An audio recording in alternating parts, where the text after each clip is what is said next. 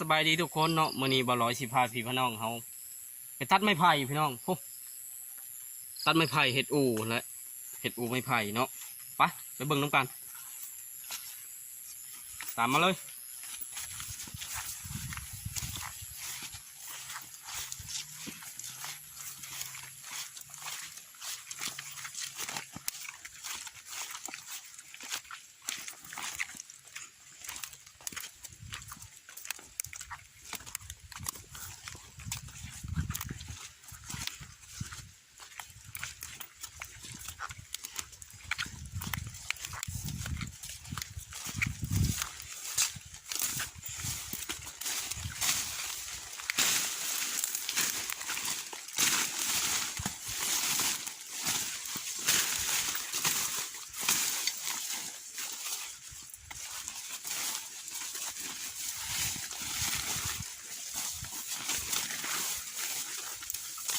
เอาสิมาเลือกเบิ่งลำตัวมันพอดีทุกคนเลยเลือกลำที่มันบ่ใหญ่ปานใดนะแบบว่าเลือกเอาแต่ลำมันพอดีเนาะยกตัวอย่างว่าประมาณนี้บ่นะประมาณนี้ก็ได้เนาะหรือว่าเขาสิมาเลือกเอาลำนี้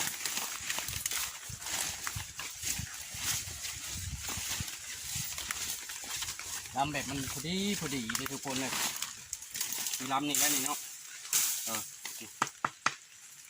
เขาก็สิเอาแต่ขามันพอดีนี่ขึ้นไปพ้นนะ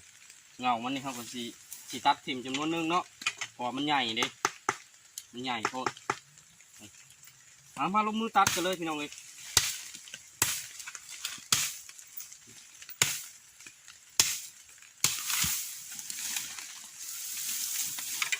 วิธีเฮ็ดกาบ่ยากบ่ง่ายพอเฮ็ดได้พี่น้องเลยเนาะ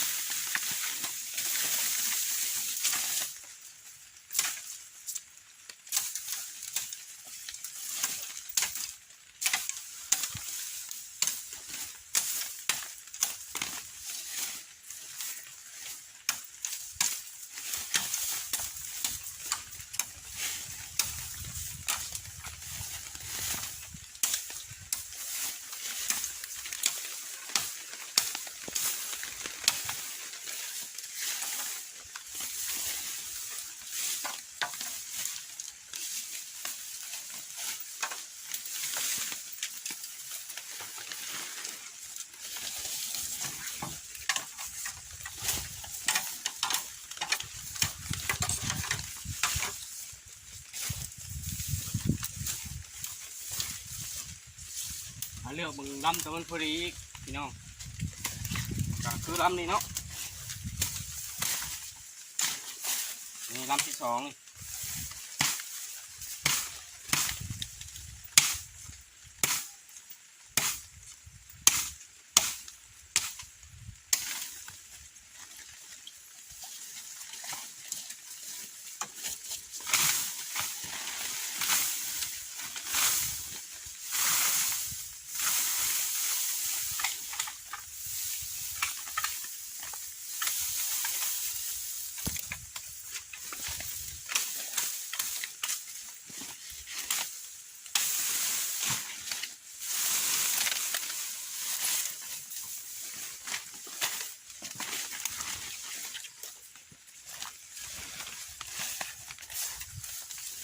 ต่อมาเขาก็เลือกมึงอีกเนาะเลือกเอาลำที่มันพอดีคือว่าแล้ว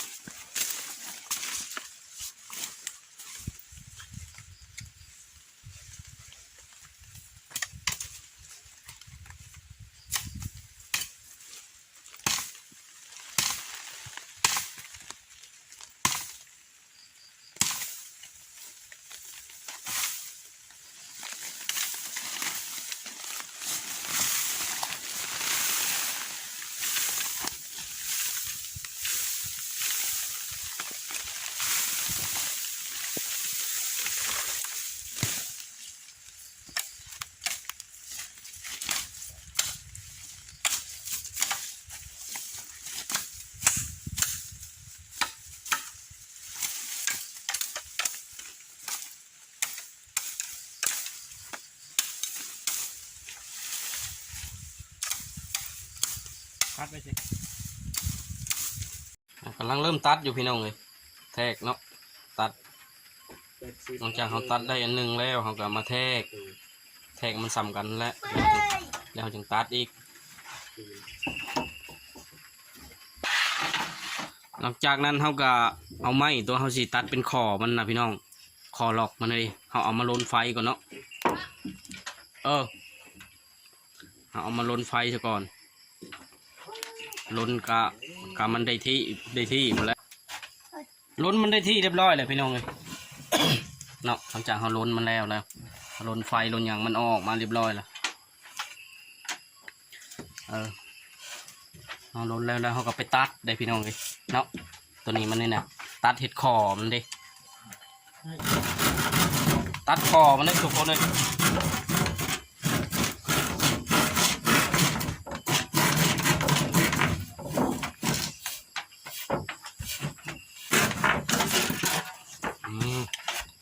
หลังจากนั้นเขาก็นั่นเนาะตัดเอาแบบพอดี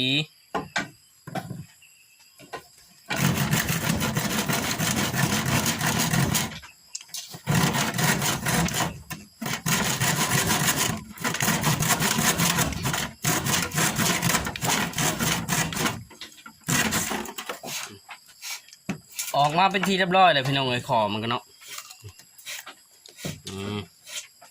คอต้องเขาเสียตัวหลอกมันนะเราก็ตัดเอาแบบพอดีแหละความยาวกับสิประมาณ3 หรือ 4 เซนพี่น้องเลยเราตัดให้มันได้หลายๆคอเนี่ยเนาะคอตัวนี้แหละหลังจากเขาตัดแล้วพี่น้องเลยไม่ที่เขาตัดมาเห็ดนั่นเนาะเขาก็เอามาลนไฟก่อนได้พี่น้องเลยเนาะลนไฟให้มันมาดซะก่อนเล็กซีเขาก็เผาไว้แล้วเรียบร้อยเลยพี่น้องเลย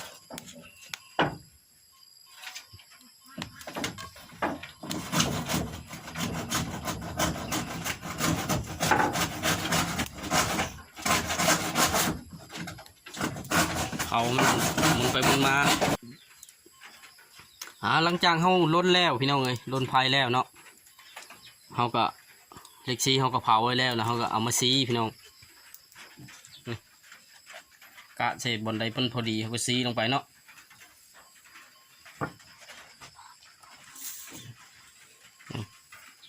ซีจนซอดเพิ่นแล้วพี่น้องเลย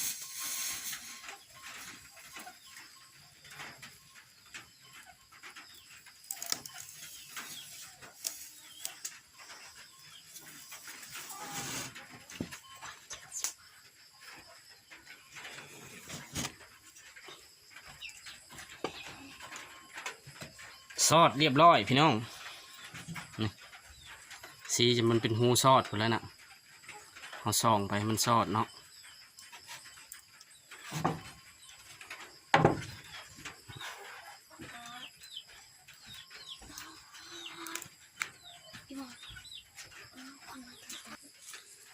เอาหลังจากเขาซีแล้วพี่น้องซีไว้หมดแต่ละอันเนาะเอาซีไว้หมดเลยนี่เขาก็มาโฮมกันไว้พี่น้องในวันนี้เนาะหลังจากเขาล้นไผ่แล้วเขาซีแล้วเขาก็มาโฮมกันไว้พี่น้องตัวนี้เขาก็ตัดไว้แล้วเลยทุกคนเลยเนาะไม่ตัวหลอกตัวคอมันนะไม่คอหลอกมันเลยตัดไว้แล้วร้อยแล้วครับเอามาประกอบได้วันนี้เลยเสือกกับสีฟ้านี่เนาะ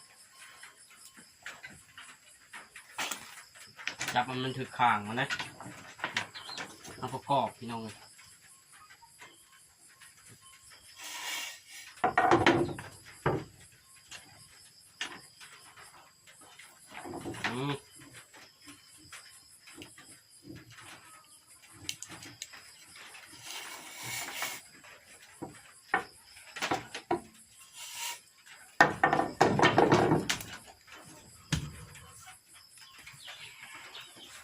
กำลังประกอบอยู่ทุกคนเลยเนาะกระสีประมาณนี้จากนั้นเราก็ใส่ตัวหลอกมันใส่ตัวหลอกมันเข้าไปนี่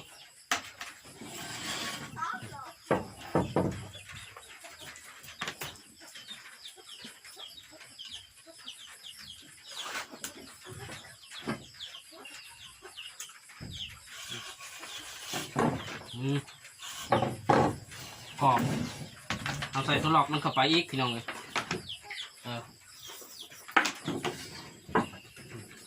แล้วก็สอดตัวนี้เข้าไปเนาะ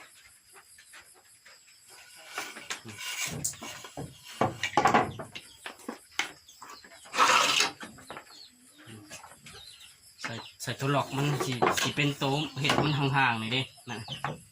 มันจะห่างเนาะมันจะได้ระยะของมันเองเนาะเราก็มาสอดเข้าหูตัวเฮา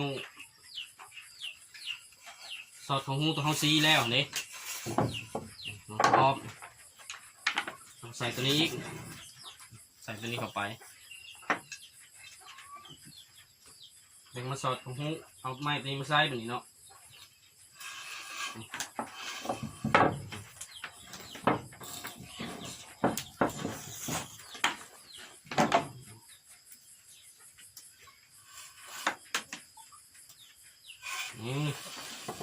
ขอบเขาเลยทุกคนเลยจนกว่ามันจะมดไหมที่เขาตัดมาพุ่นเลยเนาะ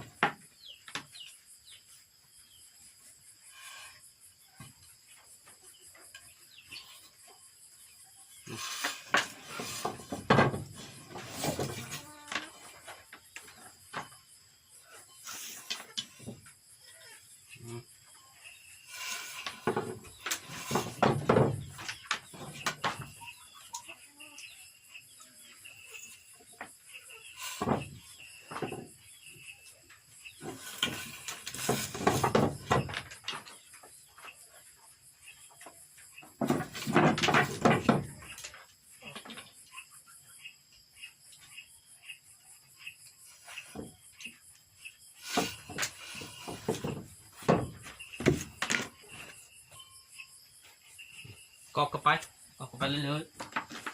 จนมันมดที่ไม้เขาตัดมาเพื่อนเนาะ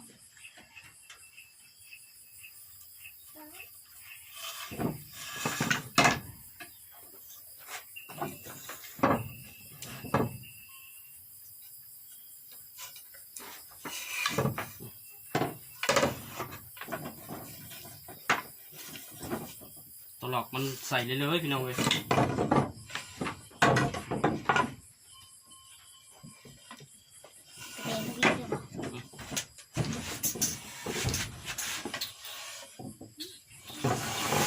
คนน่ะพวกเราจัดไปน้ำเนาะนี่เรียบร้อยก็มาใส่คือเก่าทุกคนเลย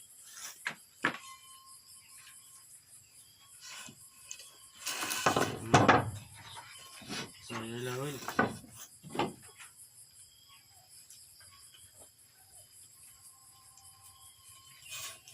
มันมี2 คนมาซอยกันมันก็ไวกว่านี้นี่เนาะมี2 คนเนาะมาซอยบลอยเนาะจะเห็นให้ไวขึ้นนะหลายคนซอยกันคันผู้เดียวก็จะช้าเนี่ยจังน้อยน้อง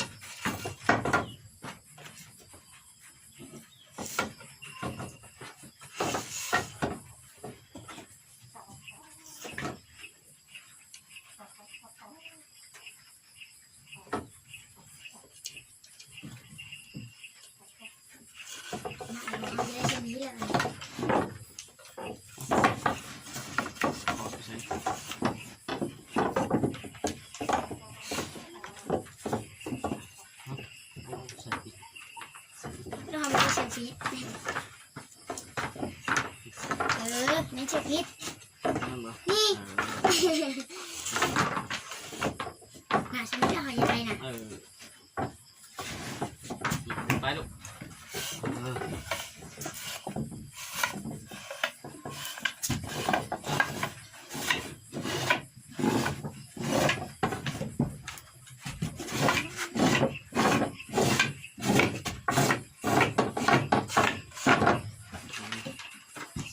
อีกพี่น้องเลยเนาะใส่จนมันมืดทุกละกะว่าเฮานอนชุดกระโตเฮาเลยเนาะใส่ต้องใส่ตัวหลอกนะ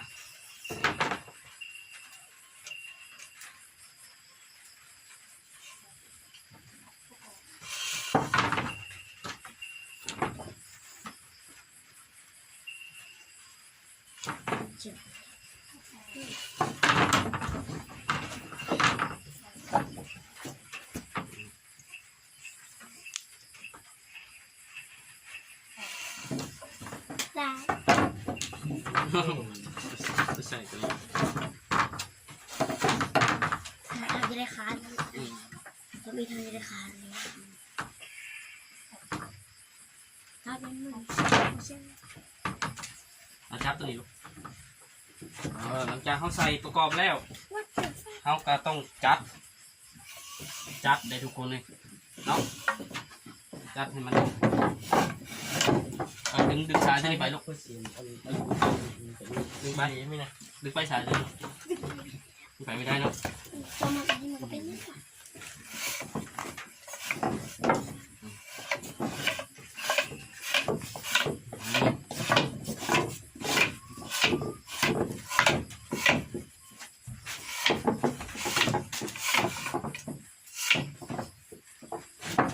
ให้ได้ค้านนี่นะคะค้านในในนี่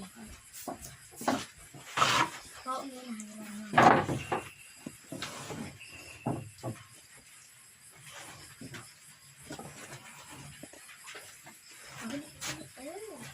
ให้ลอง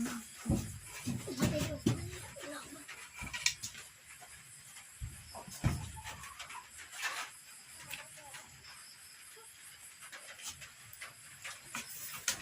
มันอยู่หรือว่า นี่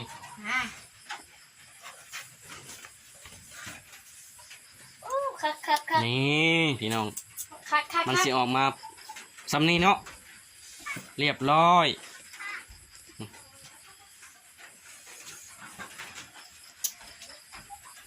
เรียบร้อยเลยทุกคนเลย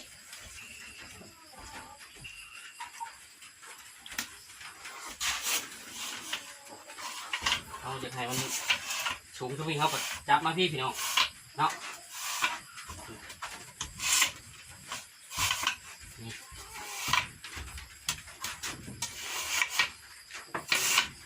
จัดมาทางนี้มันสูงที่นี่พี่น้องเขาต้องในการนอนเนาะเขาต้องนอนให้มันขึ้นเลยพี่น้องมันจะกินบุไหลใบไหลมานะเชือกมันสิบุไหลเชือกตัวนี้มันกับบุไหลใบไหลมาเนาะเขานอนอยู่ในท่าแบบมันอยู่บนกลางนี่นะนี่